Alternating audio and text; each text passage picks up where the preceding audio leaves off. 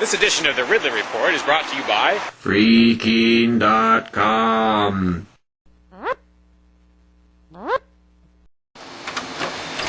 Decades overdue, it's finally starting. Some semblance of a property tax revolt in New Hampshire. By declaring his controversial home a parsonage or church or something like that,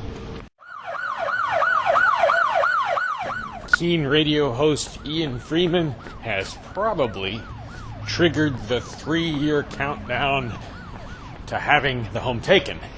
Now, when I say home, there are really different words that I could use for this spot. I could call it the Keene Activity Center, which is sort of part of the, duplex that makes up Ian's property.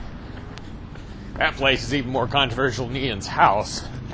Although, I'm really not sure what all the definitions are here and what all the geographic significance of each part of the property is. And I'm not sure if the Keene Activity Center is part of that, if it's just Ian's house. But anyway, the important thing is there's a property there that's basically going into revolt status.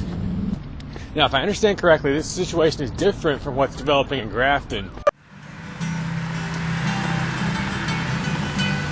where Free Stater John Cannell owns a church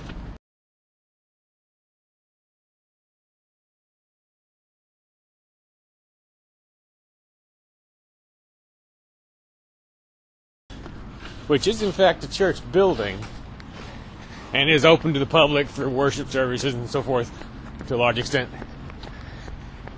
I'm assuming he, kind of went through the normal paces that you go through in terms of paperwork and so forth. I'm not really referring to that as an attempted revolt. Who is the guy in the hat? The man right there stole my phone.